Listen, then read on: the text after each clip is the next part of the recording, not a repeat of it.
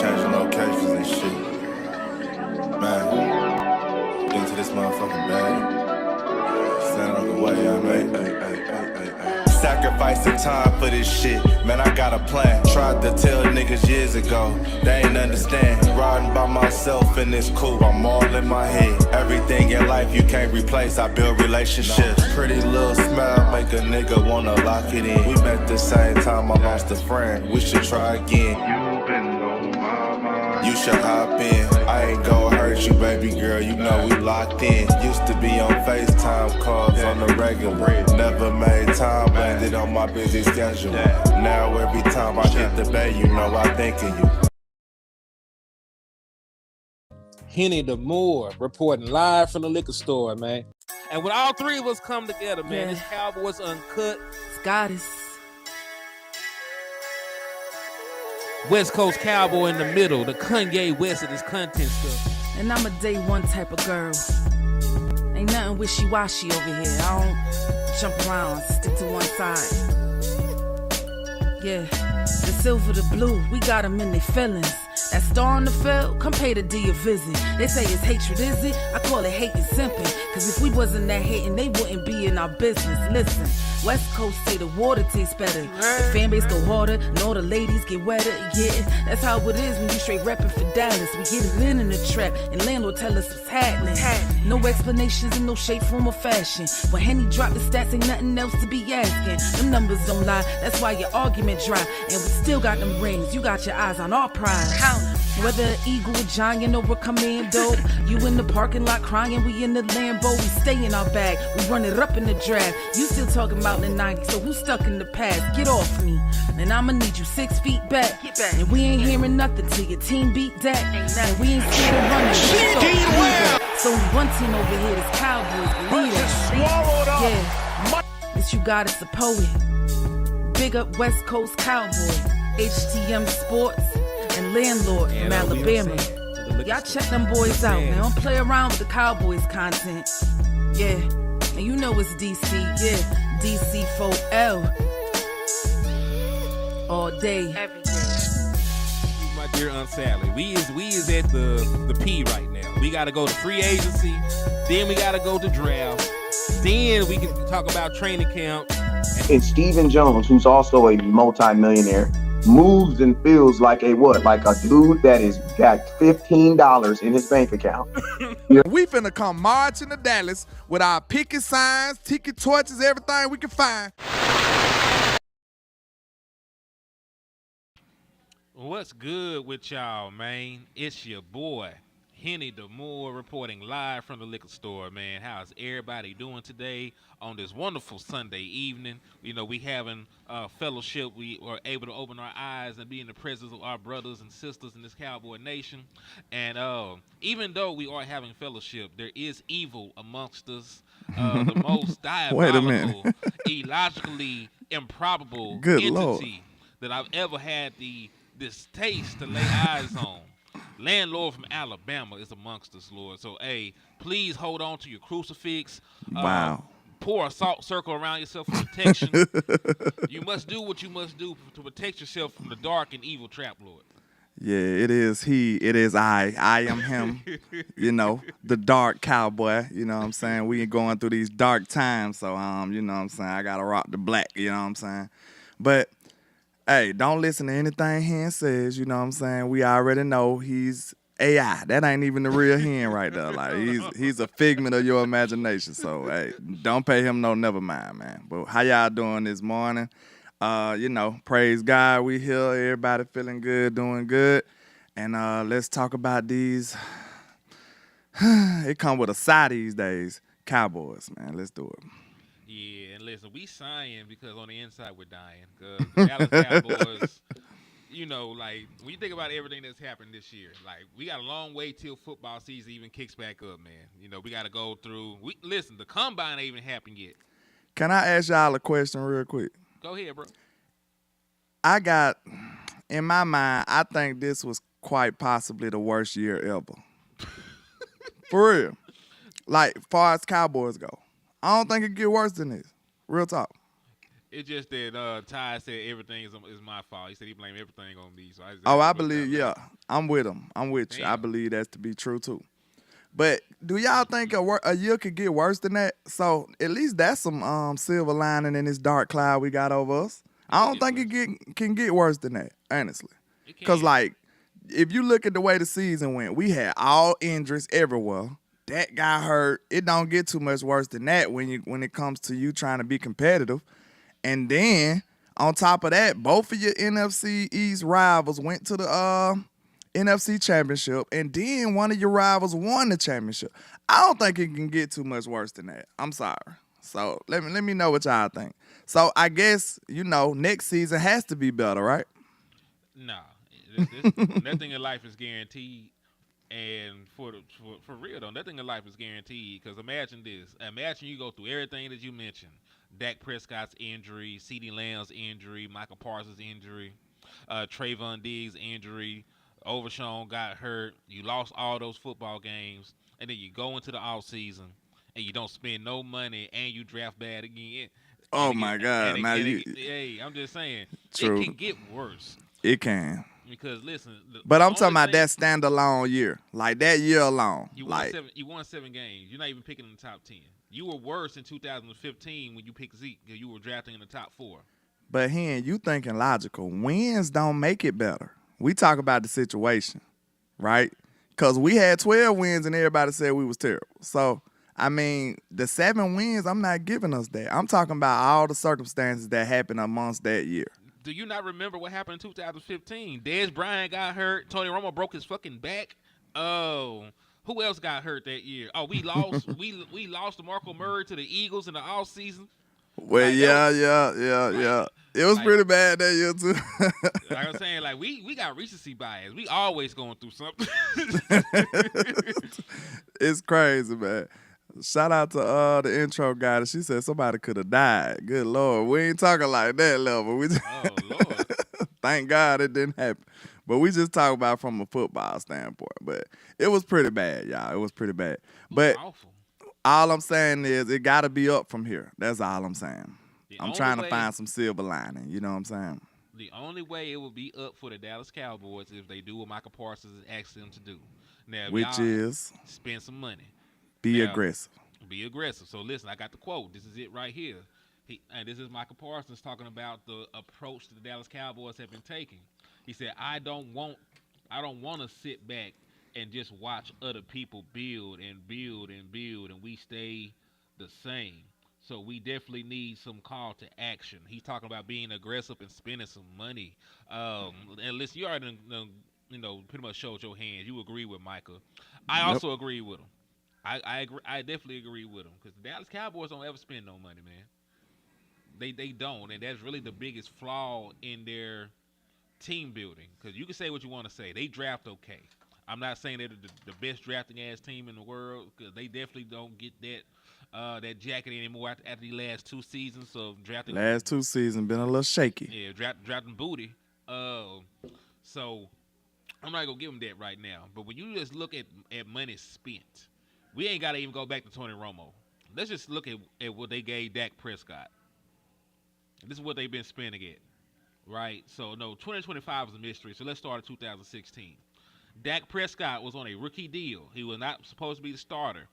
So technically, think about it like this. Tony Romo was the starter, and they were only 19th in the NFL in spending. And they actually believed in Tony Romo. Y'all know that, right? They love Tony. Still was only 19th in the league in spending money. 2017, they were 23rd in spending money. 2018, they were 29th. 2019, they were 30th. 2020, they were 21st. 2021, 26th. 2022, 25th. 2023, 28th. This year, dead last at 32nd. And who knows what that will be next year. So when you talk about what they spend in free agency and how they construct these rosters and building to win and win now, they don't do that shit. They go out there, they window shop, they go to the dollar store. I don't know, y'all got Ollie's, they go to Ollie's and get the specials. They don't actually actively spend in free agency, and that's one of the reasons why this team always has a plateau. Have you ever wondered why every iteration of the Dallas Cowboy had one huge glaring weakness. Like like a lot of teams are well rounded. Like even if they weaker in one area, it's not so prevalent that you can just expose it. The Dallas Cowboys have been a bottom run defense for years now. They've been a bottom run defense since 2018, and even that year they gave up damn near 300 yards in the playoffs. Right? They haven't had no real interior defensive line since when? When were the last great defensive tackle for the Dallas Cowboys? I don't know. I know what. Do you count Terrence? I mean, what's his name? Crawford them and Ratliff them. Jay Ratliff was probably the best, and he was more of a pass rusher. He was a three tech. He was a Pro Bowler, but he was a three tech. So where was this great run stopping defensive tackle the Dallas Cowboys have had? You can't even think of one. When you think about it, go ahead. I was gonna say it might have been our boy that we interviewed. Who? You don't remember we had interviewed Tony Casillas. Yeah, Mr. Casillas. Yeah. It might have been Tony. Might have been. Yeah. I was just thinking about it, man. When you think about it, it's really alarming because how serious are you trying to build this team? Because like we can clearly state what our biggest weaknesses was throughout these teams. And even though we felt like we was close a couple of years, we still knew that we couldn't stop the run. Or like, you know, with those years with Dan Quinn, we knew that we was pretty much, what can I say? We was kind of like combing over the ball spot. You know what I'm saying? The turnovers was kind of combing over the little hair to cover up the ball spots, which was us not having no tangible run defense, us not being able to stop a team for real. Because if you think about it, we really never stopped teams. I told y'all that, like, we didn't get teams off the field for real. We just ended up getting a turnover. You know what I'm saying? Most of the times, a team will be driving on us. And then we'll get a turnover, and then we just like, hey, we so great. You know what I'm saying? It'll be but an avalanche after that. What happens when we don't get those turnovers? So I think that's alarming. That speaks volumes when we think about how obvious all of those teams had these issues, but yet we still year in and year out wouldn't spend money to correct those issues. You see what I'm saying? Like, that's crazy. Like, if you see 2024, we were struggling in what? Wide receivers, running backs. We were struggling on the O-line. We were struggling on the D-line. In 2025, how do you not address these issues? Even if you swing and miss. Like, I'm at the point now, I don't care if you swing and miss, bro. Like, gamblers gamble. Shooters shoot. You know what I'm saying? You will never be a clutch performer if you scared to make a shot. Or if you scared to take a shot. Or if you scared to miss. You know what I'm saying? That's the key. Like what Kobe and Jordan say. The key to them being clutch is them not being afraid to fail. That was the key to it. You see what I'm saying? So why would you be afraid and penny pinching when all the other teams is actually gambling? You know what I'm saying? We thought the Rams was going to be down for years and years and years. The Rams back in the playoffs. You know what I'm saying? They back in the playoffs. They did all they gamble, they won, and they right back in the playoffs. Tampa Bay, they gamble, and won. They back in the playoffs. You see what I'm saying? The Eagles been gambling, and we been laughing at them because a lot of times it wasn't working. But now we look back, they been in the Super Bowl, 3 times in 8 years? 3 times in 8 years, 1-2. You see what I'm saying? That's a problem. So we need to really readjust the way we evaluate this stuff, man. We really do. I agree with you wholeheartedly in regards to that. And this is the thing, like, it's not that the Dallas Cowboys have been in cap hell or anything. The Dallas Cowboys even last year had $20-something million they did not spend. That shit rolled over into this year. So the Dallas Cowboys could have easily added more help at defensive tackle. He said, hey, can you see the comments? Yeah, I can see the comments for the most part, man. I got some contacts in right now. He said, y'all been struggling? No, we ain't been struggling since 96. But, man, to my point, though, dog, like, the Dallas Cowboys have had the means to actually solve the issue. It's the ideology that is the issue, because the Dallas Cowboys don't want to spend money. They have money to spend that they refuse to actually use to make the team better.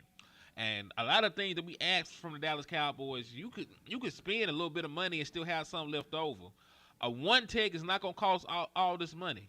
Like they have one job. They don't even have a pretty job. They don't make a lot of money. Good one techs do, right? When we ask for a running back is not a high value position. It was a completely devalued position last year. It might be a overtly valued now because you just see what Saquon did for that team, right? You seen what Derrick Henry did for the Ravens and so on and so forth. But last year you could have easily got you a running back for a couple $1 million. It could have probably been a improvement over Rico Dow, or at least an improvement over Ezekiel Elliott if you really like Rico. So, like I said, they talk about the trenches this and trenches that, but the Eagles pretty much had the same team outside of Saquon Barkley. And once they got him, the rest was history. You know what I'm saying? Like, they had that same old line, right? Like, they had a couple of more pieces. They added some pieces in free agency, of course. But for the most part, the core and the structure of that team was pretty much the same. And they put Saquon in there, and that changed their whole life. Like, that changed their whole life. We seen plenty of games. We sitting up here like, man, I know if you like me, we watch the Eagles because they are ops. We need them to lose. You watching their games, man, it's like anytime they had any type of resistance, they hand the ball to Saquon and he get 19 yards. Or he busting a 30, 40-yarder straight touchdown. Like, he made life so much easier for that football team. Like, Jalen Hurts, like, he had a season off almost. He just handing the ball off most of the times. Now, was he making plays when he needed? Of course he was. But you got to think, every team that played them, every single team that played the Eagles, what was their number one objective? stop Saquon. Stop Saquon. And once your Kellen Moore know this, it makes everything easier. It makes everything easier. If you got to sell out to stop one dude, I got 15 other dudes who finna cook you today. And that's all Kellen did. That's why you seen these easy one-on-ones for AJ, easy one-on-ones for Smitty. Like, it's easy work. That's the importance of a real, legitimate weapon that can change the whole life of your team, man. I agree with you, man. Because, yeah, like, you like when you have somebody that can dictate coverages, man, that's a game changer. You know, if a team has to put an extra guy in the box and they can't sit in too high safety shells and, you know, protect against the pass, then you're going to get a lot of one-on-ones. And when you got the skill positions that they got, you got a Devontae Smith, you got an A.J. Brown, you got a Jahan Dotson, you got, you know, a Dallas Goedert. That's a lot of shit to worry about. And all these guys can win against one-on-one coverage. Facts. So I want that for Dak Prescott. Like, listen, I know that Dak Prescott is not the guy to openly ask and speak for stuff, but that's one of the few things he did ask for. Like he said, he wants a run game because he misused play action. That were his words when he was at the cancer benefit recently. Right, a lot of people focus on what he did not say, but they didn't focus on some things he did say. He did say that, hey, I want us to get back to running the football, and I want to get back to using play action. So I hope that they move to that. You know, that's why I don't mind the thought process of drafting Ashton Genty, because, you know, like you said, like, even if he ain't the guy, I'm not finna be the team that gets a 30 for 30 made about him. You ain't finna make no 30 for 30 on me, bro. Well, I don't think we gave our people no shout-outs, man. Shout out to Dono Holmes, and shout out to everybody rocking with us, man. We appreciate y'all spending your time here with us this early Sunday morning, man. We appreciate y'all. Matter of fact, let's just go through and get some people some love real quick. Yeah, let's salute our people, man. You know, I've been gone. They still rocking, man. I really appreciate y'all. All right, so Joe Chanchina from Italy, not China, in the building. Ty Church, Brandy Mahoney, what's good with you? Willie T, Jamison Taylor, my boy JV B-Boy, my guy, what's good with you? Deadly Kitten, what's good with you? Thank you for tapping in. Darlene Mosier, what's up with you? Thank you for tapping in. That name is diabolical. What, Deadly Kitty? Deadly Kitten. You remember I said I wanted to do a show just like the origins of y'all name. Like, what made you name yourself that? Like, that's interesting to me. It's very interesting. My boy Common Sense Lab in the building, man. D Schiff, he said Mason Graham will be nice. Mason Graham is not gonna be there. You know, what's up, my boy the Cody Show Sports in the building. Trill Salute. Biz, Willie T, Jeff Brand, Jameson, the Lunatic, Miss Regina Green with the green. I seen her earlier. Justin Common Kitchen, Sense, Ready Red, all the OGs in the building, man. All Jake, my original Tamika. trappers. What's happening? Yeah, Jake, Tamika, Jameson Taylor. I already said my boy JVB boy. Hallelujah.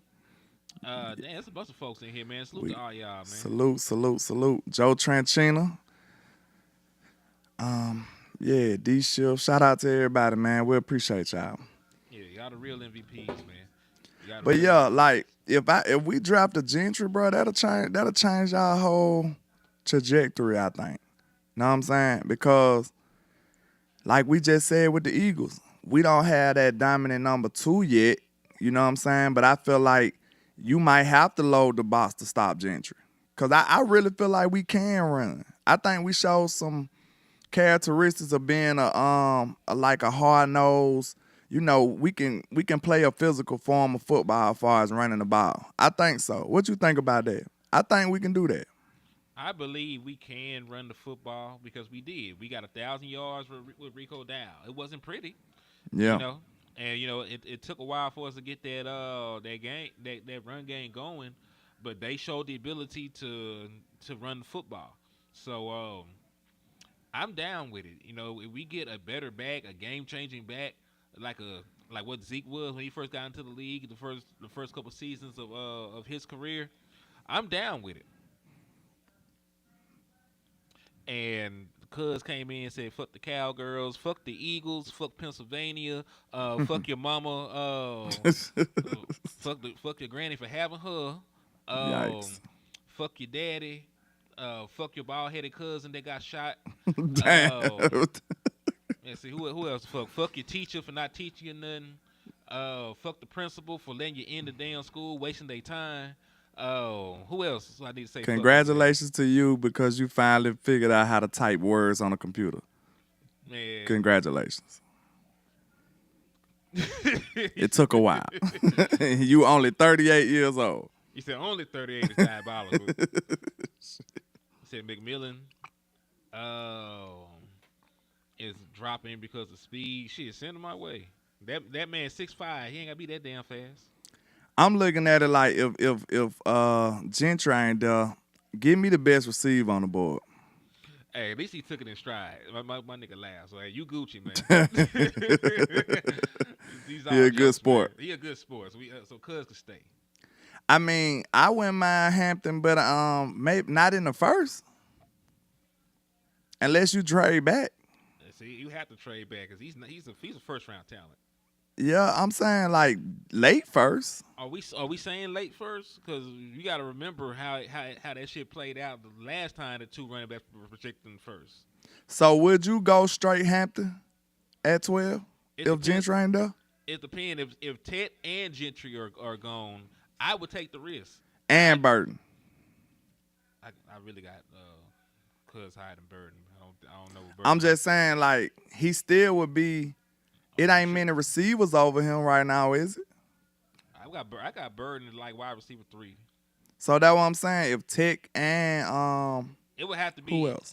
I'm not because this is the thing. I'm not jumping straight to Burton. Like Udoga's the better football player. I got you. I'm with you on that. Yeah. I like receivers like taller than that anyway. And I feel like we need a physically imposing receiver. Not just a receiver. Because think about it. The best thing about this is why they have prototypical size when it comes to receivers. Because if you're not getting the separation, guess what? You still open. You know what I'm saying? You are taller than this dude. You got a longer wingspan than this dude. And you can just dominate him. You know what I'm saying? Like, if I'm not open, think Dez Bryant. You know what I'm saying? Like, when Dez wasn't open, what did he do? He just physically dominated people. He got open. You see what I'm saying? That's why they have a prototypical size when it comes to wide receivers. Like, when the little short, quick dudes can't win, what can they lean on? Nothing. Think about it. And then they weaknesses be somebody playing physical with them, somebody jamming them, pressing them on the line. So they don't have that natural I can always just, you know what I'm saying, lean back on my size. You see what I'm saying? They don't have that. So when the little short, quick dudes can't get open or can't beat you fast, or they just doomed. But if you got a physically imposing dude, he can just snag all over you. You know what I'm saying? Head tops. So I need somebody like that on my football team. I agree with you because we got everything else. We got a slot guy in CD Lamb. We don't really have any big wide receivers, you know. I like Brandon Cooks. Like D Ship said, when Cooks couldn't win off the line or with a step, what use was he? Like, you couldn't even throw a comeback, a curl route to Cooks. Like, that's another thing. Dak likes to throw him, bro. I can't say, like, okay, look, this is the proof right here. If we come into this year and shot it and you see Dak still throwing comeback and curls, I don't want to hear nothing else about it. Because now we got 3 OCs and we know Dak like to throw them. I think that's the evidence right there. What you think? I don't think you can get around that, bro. I just don't think so. You took away 3 variables. And if Dak's still throwing comebacks and curls, that means young Ryan Dakota likes that route. It's no other conclusion you can come to. I mean, dog, it's a part of the rap tree. I ain't mad at it, but people act like it's the worst. I'm saying, like, everybody runs curls. Like, it's gonna be dependent on the amount of curls you run. Yeah. You know, like play percentage and shit like that is gonna be determined on how much you like something. I'm with you on that. But like we said, it seems like we was doing things that wasn't productive with the type of team we had. You know what I'm saying? Because it looks like Dak wanted to throw to a bigger receiver. That's why he used Michael Gallup like that. Go back and look at how he played with Michael Gallup. You would have thought Michael Gallup was 6'4". I'm talking about all the big-time risky throws, he throwing at the Mike. Because he need that 50-50 type dude. And early in that career, he wasn't that type of quarterback. I know he had it with Dez for a couple of years, but he wasn't that caliber of quarterback yet. He wasn't ready to risk it for the biscuit yet. You know what I'm saying? He was just trying to keep a job and, you know what I'm saying, play it safe. Now Dak, you done seen Dak throw some of the riskiest balls and be like, okay, that was a dot. Like, I just wish somebody would have caught it. You know what I'm saying? Or he took a mean chance right there. I just wish we could have made that play. Like, we've seen Dak throw these risky type passes, and you need a caliber receiver like that. Like a 50-50 guy. If you can't tell me, if you can look me in the eyes and tell me Dak played with Michael Gallup like a normal receiver, then I would call you a dishonest person. You know what I'm saying? He played with Michael Gallup like he was 6'5", like he was Megatron or somebody. And that just lets you know what he needs as a number 2 receiver. Like, I think it's obvious. Get a man, somebody that got a big body that can dominate, post up. Hopefully it's somebody that can be fast and stuff along with that. You know what I'm saying? But I think he needs that badly. I think he been needing it, honestly. Mm-hmm. And listen, I agree with you. You know, like, we don't really have a lot of variety. You know, and listen, what's crazy is we don't even really have true speed guys outside of Cavante Turpin. So, you know, we really don't have a lot of We don't speed. have nothing. We don't have a lot of size. We just out here. We got some dudes. And I'm telling you, y'all know I love Turp. Turp is good if he's used correctly. But it's just certain nuanced stuff that a receiver would know how to do that Turpin is still trying to find a way to do. You know what I'm saying? Like, it's... Believe it or not, have you ever wondered, like, it's certain receivers who you'll see, like, he's not the fastest, he's not the tallest, he's not the quickest, but some kind of way this motherfucker just always open. And you like, how is he so open? That be them dudes who understand how to play the position, how to be nuanced, how to stack, how to end up getting leverage on your routes and stuff like that, how to do good releases instead of these TikTok releases where motherfuckers crossing their feet and, you know what I'm saying, doing all this goofy stuff and making it look good, but it's not really effective when it comes to the real game of football. So, like, when you see certain receivers, they know how to be nuanced. Like, Amon-Ra ain't the fastest dude, you know what I'm saying? But you see he always open. He understands how to play the position. Like, I've seen plenty of situations where Turpin was open or he was the fastest guy, but he playing on a boundary and he don't understand how to do it. You know what I'm saying? He don't understand how the boundary is the corner's best friend. So he ends up playing himself all the way out to play. He don't even get a quarterback nowhere to throw the ball. That's just like rookie receiver stuff. You know what I'm saying? Like, you can't be that close to the boundary. You got to keep yourself in play. You done seen Turpin be faster, but he don't know how to stack. Once you stack your defender, that eliminates him. You know what I'm saying? Like, he is literally out of the play. So that's why it's so important. Like, when I say stack, some people may not know, but when I say stack, if you're a receiver, like, you trying to stack on top of this dude. So the only way he can be in play for the ball is he go through you, which is a penalty. You know what I'm saying? So once you stack him and you get a good throw from the quarterback, even if the throw is short, you can slow down and he still got to go through your back. That's a penalty. You know what I'm saying? That's why it's so important to stack. And these are some of the small things that I seen Turpin not doing. And what year this is for him as a receiver? It's gonna be his fourth if he resigns. But this is my point to you though. How many wide receivers here have actually developed not named CD Lamb? That's a good one. I ain't saying it's his fault, but I'm just telling you what I see him not doing. No, that's fine, yeah. But that's a bigger issue because you can say a lot of those same things about a lot of the guys on the team. Tolbert. Let's I be seen real. some signs, but he ain't all the way there yet. He's not where he needs to be at this point for what you thought he would be. He's a top 100 pick, right? He's top 100 pick, and you know we love Jalen Tolbert over here, but he's a top 100 pick. You're not really getting what you thought you were gonna get from him. It's almost time to pay him. Jalen Brooks, like shit. I don't even want that boy on the team sometimes. Man, I don't even know why we got to talk about a 7th rounder like that. Because that's all you be getting. Because this Dallas. That's the only reason. That's all you get at wide receiver. Who else am I going to evaluate, landlord? I got to evaluate who's on the team. Brandon Cooks was Brandon Cooks before he got here. He's a savvy veteran. You ain't taught that man shit. Anything you seen from him, he probably taught y'all some shit. Facts. Yeah. So who is the? And listen, if I'm not mistaken, CeeDee Lamb might have predated this lad wide receiver coach. He left anyway. I think it's Robert Prince was the wide receiver coach. He went to the Lions or something. He went somewhere. He left anyway, so we finna see now. We got a receiver coach from Oregon or something, right? But that's sort of my point. Like, that's true. What you said about Turpin is completely true. But it's also true about damn near every other wide receiver on the team. And when everybody in a single position group is failing, you usually have to look at the coach. So yeah, that's true. I agree. If the whole group's struggling, then yeah, that's the coach. Yeah, and listen, I don't mind bringing Turpin back for cheap, but we can't even talk about Turpin like he's a Dallas Cowboy because he's not. Damn, he ain't even signed no more. He's not a Dallas Cowboy. He's a whoever. He might be a Kansas City Chief. Are you gonna pay him?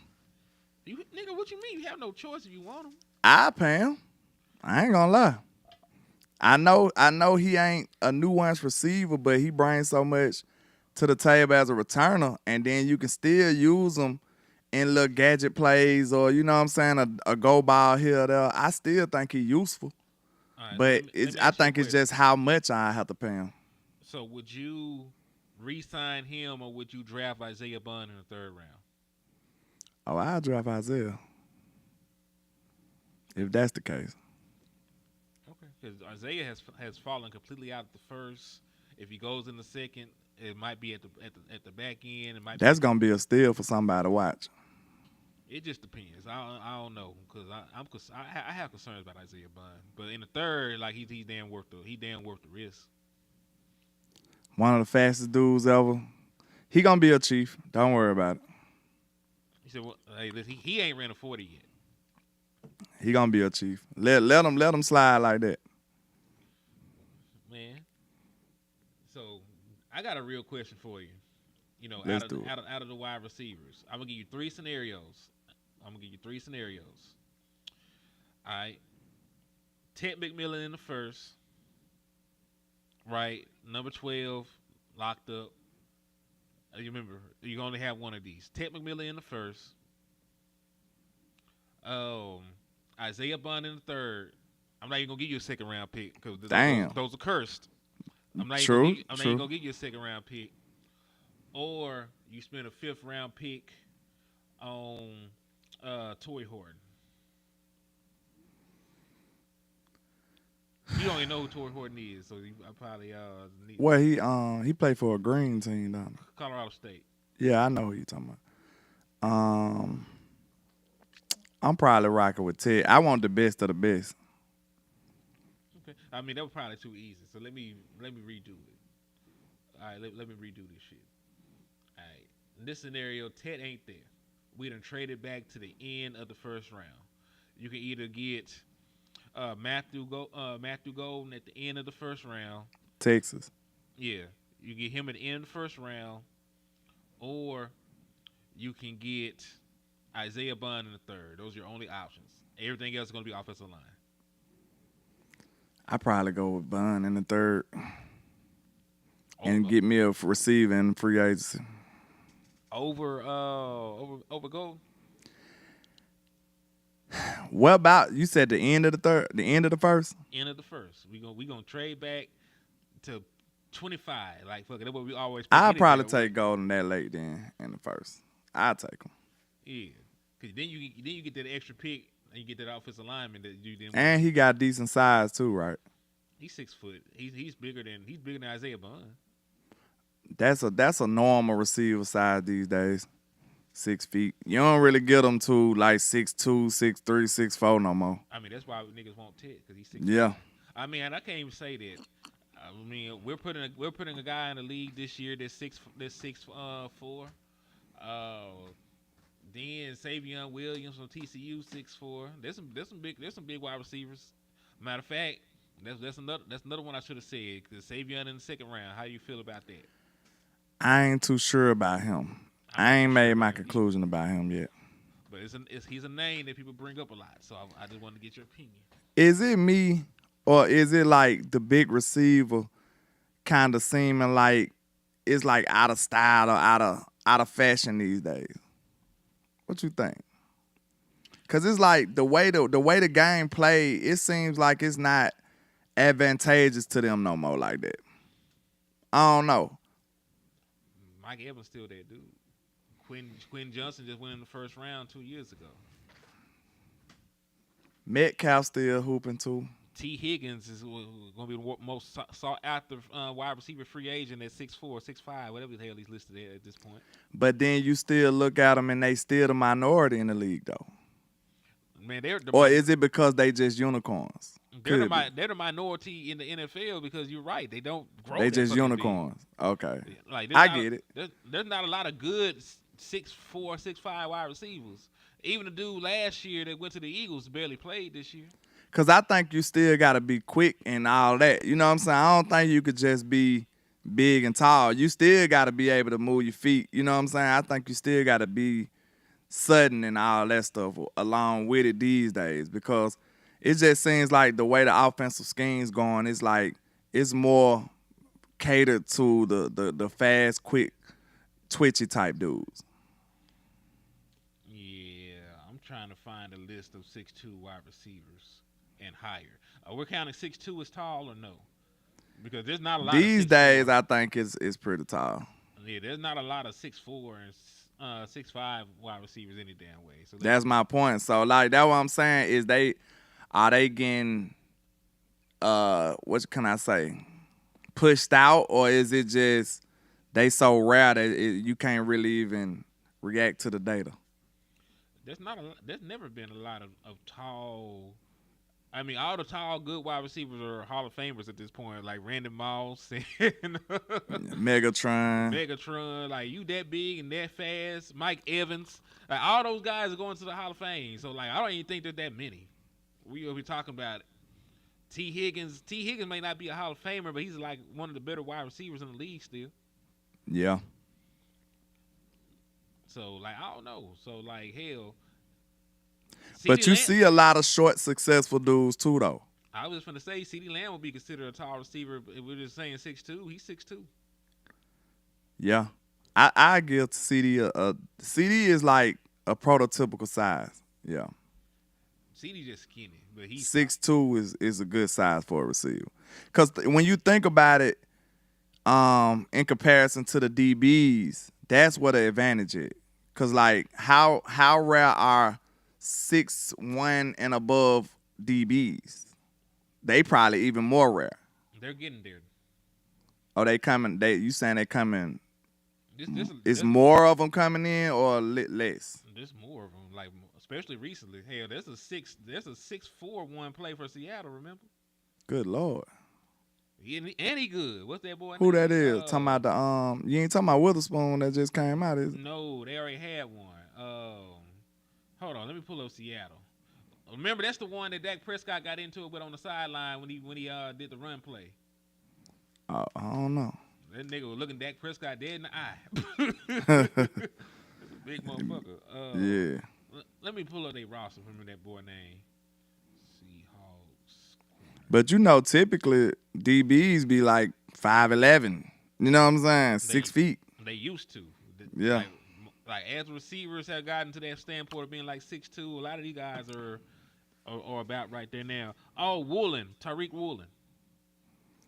I think it's more Sabins out there. Saban telling, hey, these people like, hey, bro, you ain't good enough to catch the ball. Go play DB. You know what I'm saying?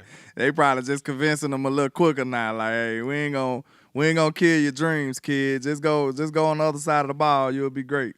Yeah, Reek is 6'4", 210 pounds. He is a big ass corner. Good Lord. Matter of fact, how tall was Richard Sherman? Sherman was a big receiver. I mean, a big DB. He was at least about 6'1", 6'2". And then the other boy, Browner, I think Browner was a big ass corner too. Legion of Boom was they outliers. They was different. Cam Chancellor was like 6'5". Like he was huge. He's playing safety. You know what I'm saying? What the like, fuck is this dinosaur you put in the middle of the defense? and he laying shit out like what? That's why it was so hard to throw them boys. Because listen, on one side was Richard Sherman, on the other side was Browner, and Browner was 6'4". Yeah, and then you got Cam in the middle. How big was Cam Chancellor? I think he was at least 6'4". That's a 6'3", so yeah. Yeah, he was a big dude. So yeah, that's a lot of length to try to throw over and get passes over. Oh, they said Sherm was 6'3". That's a big ass. Hold on. They got here playing. Boy. They got some starting shooting guards over there. On my life, they probably had the most deflections ever. Like all that length on the field at the same time. Man. So let's see. Who else is like a big ass corner right now? Woolen popped in my mind instantly. How tall is Humphrey's a big corner. Marlon Humphrey? I thought Marlon Humphrey was short. I don't think so. I think he about 6'1", 6'2". He's 6 foot even. Oh, okay. Let's see. Well, y'all know these sizes be going up and down because, you know, them scouting reports, they be lying. Sauce Gardner's a big corner. Sauce tall as hell, yeah. He's 6'3". So that's why it's so hard because he don't really got that kind of foot speed to me. But Brian Peters said Cam was listed at 6'3", but he had to be 6'4". 6'4". he was huge. If he wasn't 6'4" without the cleats, he was in them hoes. Do y'all remember that preseason game when Zeke went up against them dudes? Mm-hmm. Zeke was running all over them dudes. He was taking it to them, bro. Real talk. Like, go back and look at that preseason game. That was the real Legion of Boom. They was fully assembled, and they was playing preseason. And Zeke, that was like Zeke's first time. That's really what made people look like, man, Zeke might be like that for real. Like, he ran head up with Cam. Like, he was running head up with them boys. Hey, what's the boy name in Houston that's a good-ass corner? Oh, you talking about my boy? I liked him coming out of the draft, too. Oh, Derek Stingley. Stingley, yeah, Junior. That was my boy. I wanted to draft him. Let me see. But it's like he been so hurt. Now he paying dividends, though. Like, he hooping now.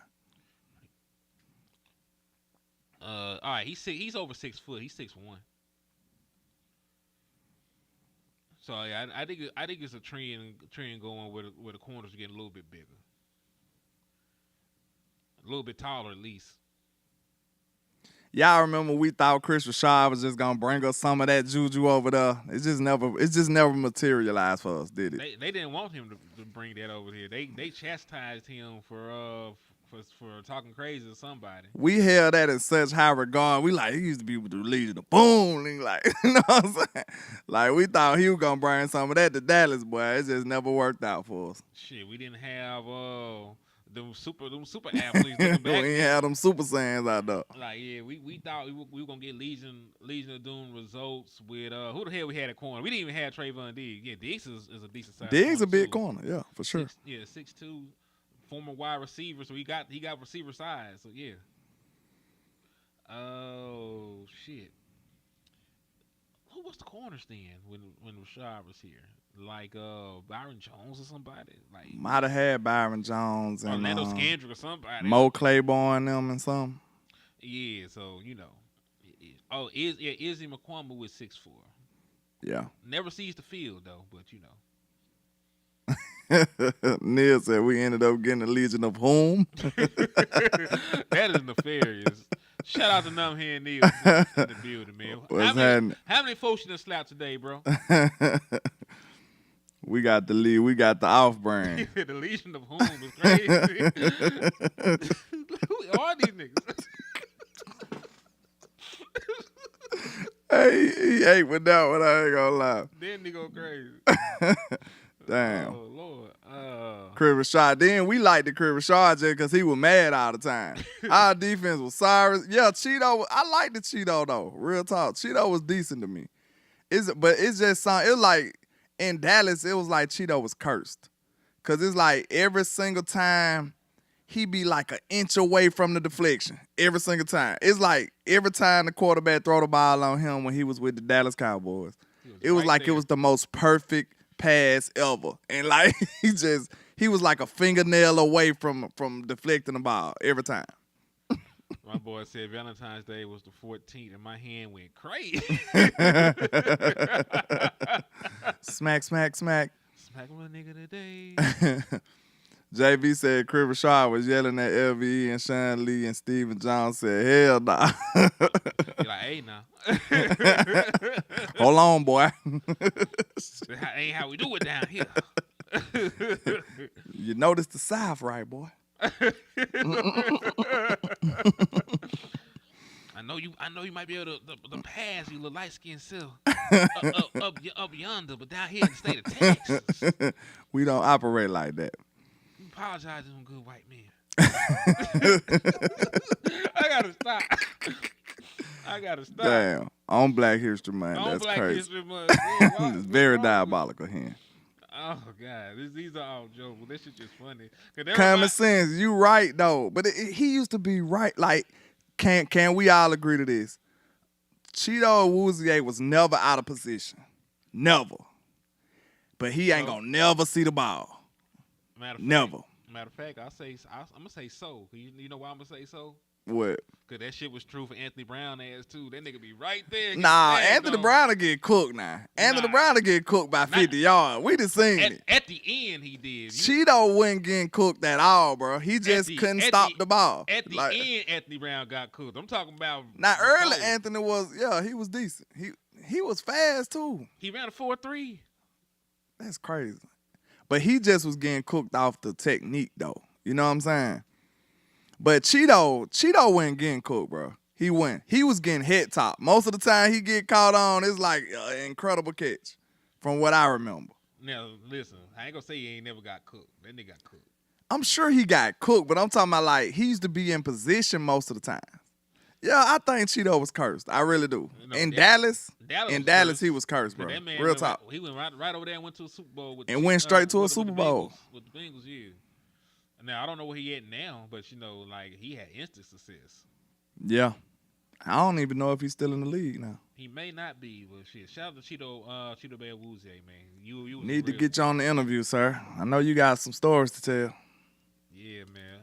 Tell us a war story from the Dallas Cowboys. I know them boys were out there be tweaking. I ain't gonna lie. The last year, Anthony Brown, I appreciated him. I appreciated Anthony the last year because it was like we needed that veteran, and he got cooked, but he didn't get cooked a whole lot. It's like when he got cooked, it was just like the worst thing ever. But it didn't happen a whole lot. You know, his last year was that year Green Bay cooked us. Now, that was when they cooked us during season, in season. In season, yeah. Not the playoff game. Elijah said he on the Titans. That's why I didn't know he was alive. Who, Cheeto? Yeah. Oh, okay. Yeah, we need to keep Lou. Y'all gonna keep J. Lou? You tell me. I'm not the one doing this shit. I keep J. Lou. We need a veteran, especially the way our cornerback set up. Y'all need to be paying him. Y'all need to be knocking on his door now. How you feel about what CeeDee Lamb said about the fans and the passion and shit? I told you, like, no offense, but I don't think a whole lot of the crazy wild fans go to the games no more. They don't. I don't know. I just don't think so, cause I think Jerry priced them to where it's a luxury now. So all the rich people and you know what I'm saying, the fly people, they doing it for like a status almost. So I ain't saying everybody that go, but like if you were us, if you in our community, you probably feel out of place at the game. You know what I'm saying? Like it ain't the same. Like we up here like, let's go. They over there like, oh my God. I mean, please sit down. Security. Get this man out of here. What's wrong with him? Where's my caviar? You know what I'm saying? Like, I just don't know, man. So, I know on the road it's different. Like, I'm telling you, when I went to the Tennessee game, when we played the Titans a couple years back, we chanted "Go Cowboys" all the way out the stadium. Like, we out there lit. Like, no lie. Like, we banging.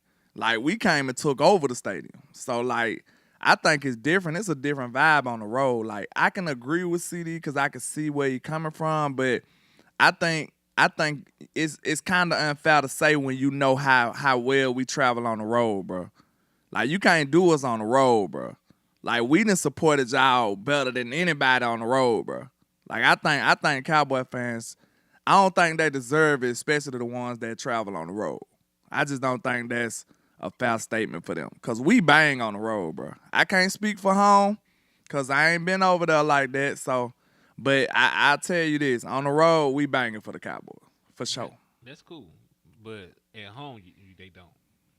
And that's mostly what he sees. When you live in a place and you don't see the local fans show out for you, the niggas ain't out there tailgating. They ain't at the games with their face painted. The folks ain't standing up at the game. They don't know when to cheer. You got a bad atmosphere. And then on top of all that, you still get the fan base talking crazy to you. Yes, I understand why CeeDee Lamb feels the way he feels about the Dallas Cowboys. Because we had this conversation. You're not wrong about the road, but reality is your perception. If that is all CeeDee Lamb sees and has seen for the last 20 years, I mean not 20 years, Lord, since 2020, I would say since 2020, then of course he'll feel that way. You got now listen. Hold on. Go ahead. Cause hold on. Cause listen, all that shit is true. What you said about the road people. And it is true that, a lot of the fans can't make it to the game. But that does not help me win games. I need a good home crowd, and y'all niggas ain't in here riding for the Dallas Cowboys. Y'all in there, but y'all in there for another reason. Yeah, y'all act like y'all scared to cheer. Y'all act like y'all scared to have energy in the crowd. Y'all act like y'all scared. Listen, even when other teams are bad, they got great home field advantages. Like, it's still hard to go and win against the Raiders. It's still the black hole over there. It's always hard to go Green Bay to win, even when the weather's good, because they actually got a loud Rockets crowd, and they're bloodthirsty. The 12th man for the damn Seattle Seahawks. All these other teams got legendary home field advantages, and the Dallas Cowboys are supposed to be America's team. Don't. I'm just saying. So I get his point, but I understand where you coming from. Like, you're not. I ain't gonna take nothing away from him, because guess what? At the end of the day, it's about how the player feel. If he feel like that, you know what I'm saying? We gotta do something to change that. You know what I'm saying? If that's what, because if CD feel like that, the rest of the team probably feels something similar. You know what I'm saying? So that's a problem. That's an issue. We're going to have to do something about it. You know what I'm saying? We got to. If we're going to support this team, we're going to have to do something about it. They got to feel that. And I feel like it's on the ownership the way they structured this, man. They didn't make it about football. The stadium it's about the stadium. It's about the oohs and the ahs of AT&T Stadium. That's what it's about. It's about how wonderful the stadium is. So guess what? If you still oohing and ah about the stadium, football ain't even crossed your mind yet. You see what I'm saying? You over here like, wow, look at that. Look at this. Wow, this place is amazing. Then you look at the scoreboard and we getting smacked. You know what I'm saying? Like, down 20. You know what I'm saying? Like they game. didn't make football the forefront. They made it secondary. The way all the theatrics that Jerry put in his stadium and into this team, it seems like he made football secondary. Man, they really some hoes.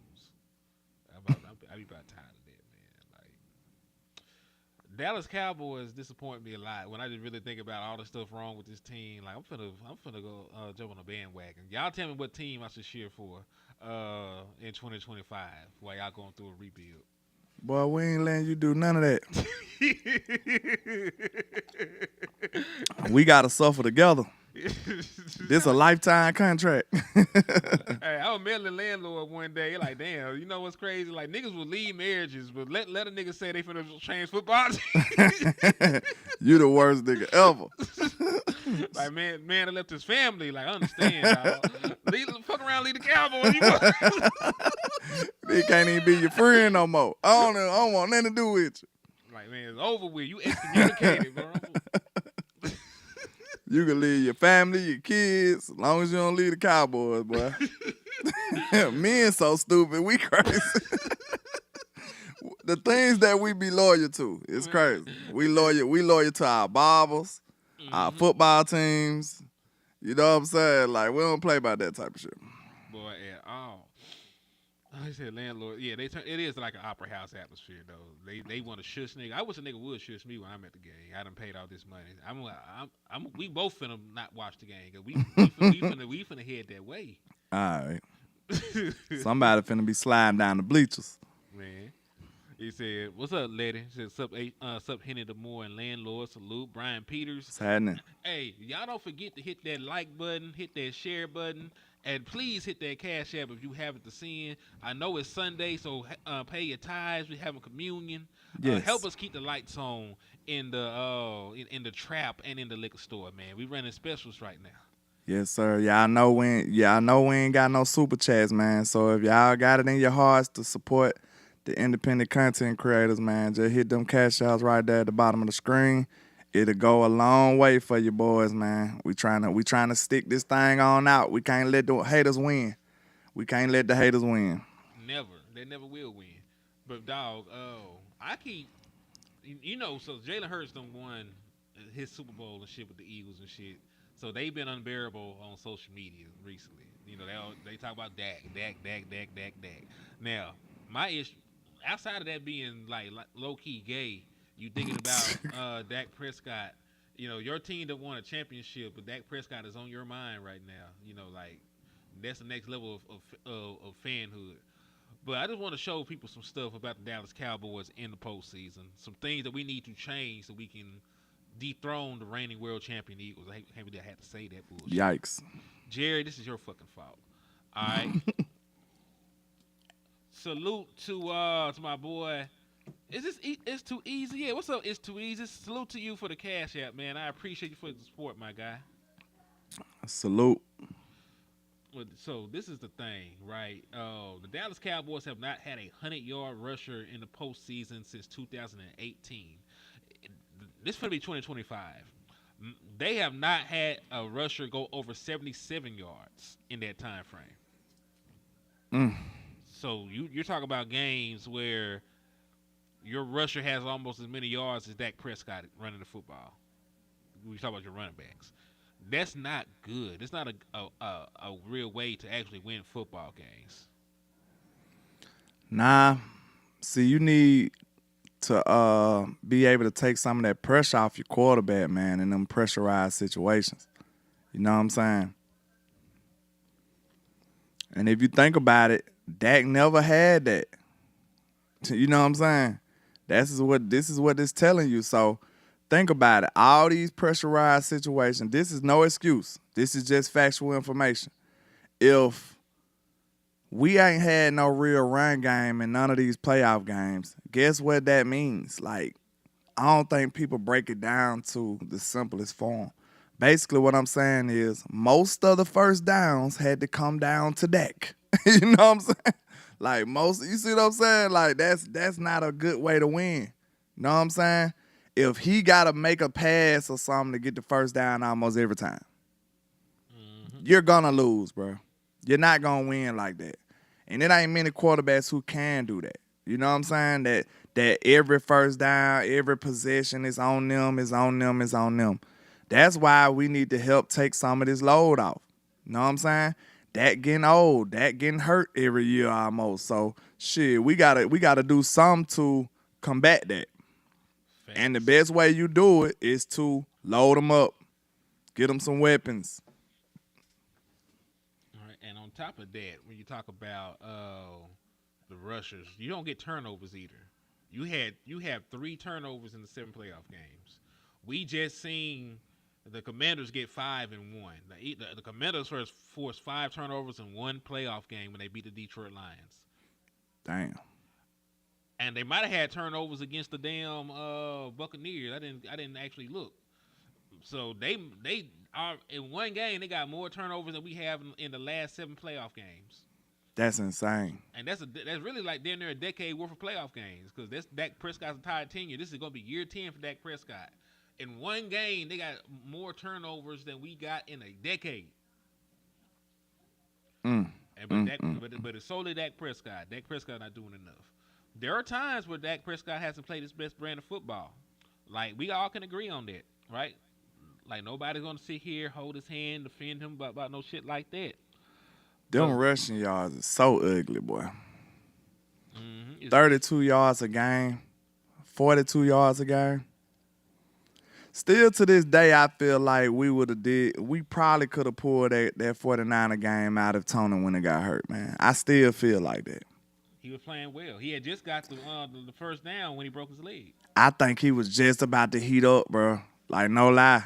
And he had made 2 big runs in a row right before he got hurt. Yep. And listen, I said all that to say this. Like, there are times where Dak Prescott has to play better in the postseason. But this is Dak Prescott's playoff performances graded compared against Joe Burrow's playoff performances. Dak Prescott posted a 96.8, a 84, a 73, a 72, a 53, a 42, and a 32. Dak Prescott has lost playoff games with a QBR of 84, a QBR of 73.5, and a QBR of 53.1. For y'all who don't know, anything over 50 is good. Joe Burrow has won playoff games with he's won playoff games with a QBR of 68, 60, 33, and 31.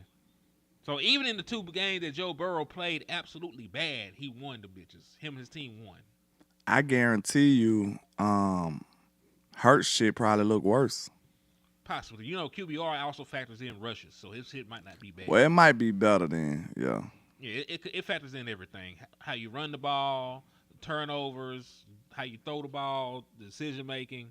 It's not perfect, but it's probably one of the most accurate tools to really look at how a quarterback performed. Dak Prescott has really not played that bad in postseason for what y'all talking about. I want to see Dak. We still have yet to see this version of Dak Prescott with a good to dominant run game. We still ain't seen it. So people will try and say like 2021, but Zeke got hurt that year.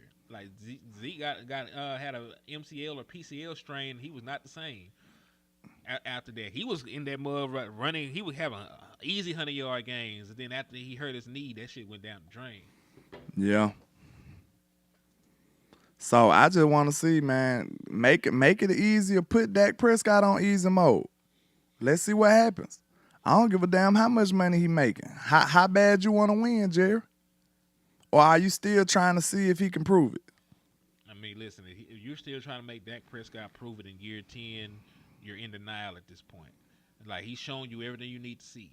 He's shown you that he's an all-pro quarterback. He's been an MVP candidate, a Pro Bowler, a Rookie of the Year, and he's going to break every passing record for the Dallas Cowboys. He's going to unseat Tony Romo probably this year. So there's nothing else to see. Either you want Dak Prescott to be your guy or you don't. But either way, you have to do something. You have to clear the cap space. And listen, there's built-in restructures with Dak and CeeDee Lamb. Like, the Dallas Cowboys can easily create about $100 million in cap space if they want to. If this was me, I'd come straight out the gate, restructure Dak, restructure CD. I goddamn pay Micah Parsons, and I go free agent shopping. I guarantee you that's enough money. What, more than enough. Guaranteed. You can probably get Myles Garrett if you want to. Easily. You just got to trade him. So I think we really, really need to get up on that, man. I want to see how they going to play this. Because they talking about adjusting how they want to view it and how they want to handle free agency. So let's see what happens. That's so true, man. Because listen, you can't piss on me and tell me it's raining, dog.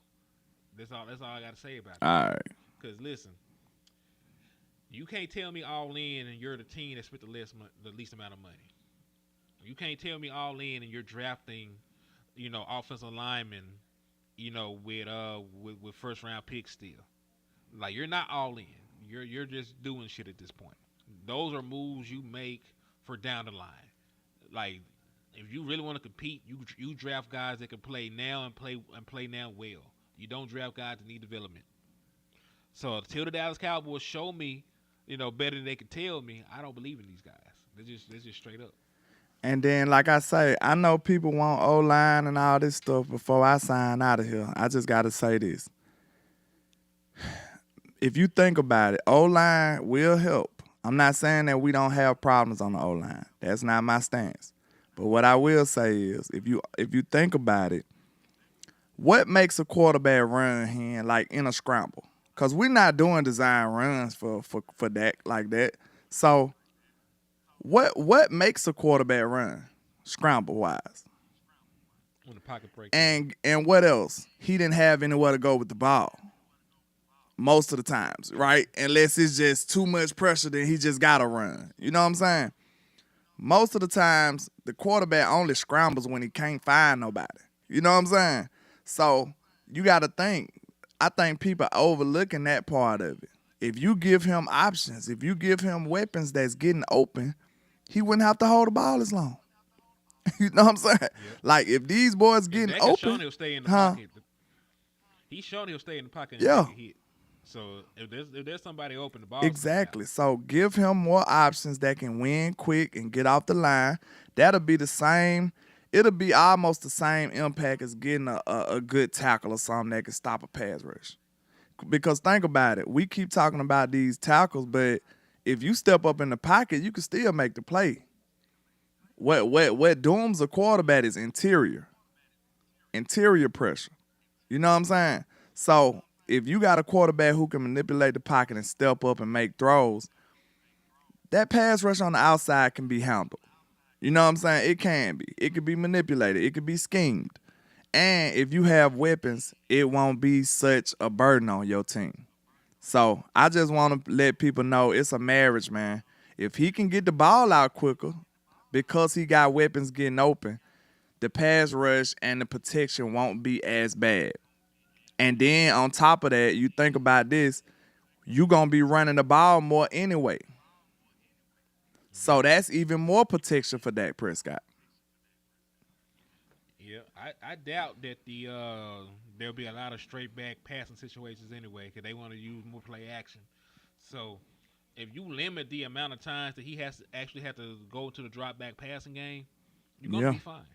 You're gonna be in a very. That's how you scheme a weaker O-line, or that's how you really ain't got to say it in a negative way. That's how you help your O-line. Point blank, period. Know what I'm saying? That's how you help them.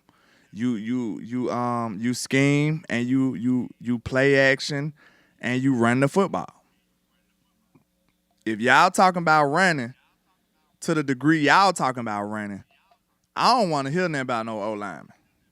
If you think about it, because guess what? What's the default strength of most O-linemen? Oh, run blocking is the easiest thing. Most O-linemen, you probably can go get a random O-lineman that played back when Al Bundy played out of Walmart and say, hey, you want to run block? They probably can move people, bro. For real, like run blocking is the easiest thing that O-lineman can do. Like a default O-lineman can come in and move people. That's all run blocking is. Can you move people? Can you, you know what I'm saying? Like that's all it is. So that's not a skill that you gotta just draft at the top of the board every year. So think about this. This is my point what I'm making. If y'all talking about running so much and being a run dominant team, I don't want to hear shit about O-line. Do you see what I'm saying? Like that's my point. They really counterproductive when you think about it. They really counterproductive. If you talking about running the ball and you talking about drafting the O-lineman to do one of the easiest skills that they have, I don't want to hear that shit. It's dead. This whole team look like it's structured to run the ball. They got all these run experts and Schottenheimer talking about running, Dak talking about running. So guess what? Don't come at me with no O-line shit. It's dead. All right. I'm down. And listen, I need a skill position player anyway. I don't give a fuck about offensive linemen. Like I want them to play the offensive lineman that they got. You invested so much into the position already. Let me see if Austin Richards can be a starting tackle in the National Football League. Let me see what Brock Hoffman can do. Right. Let me see what some of these other guys that you brought Your in boy, can actually do. TJ, what's his name?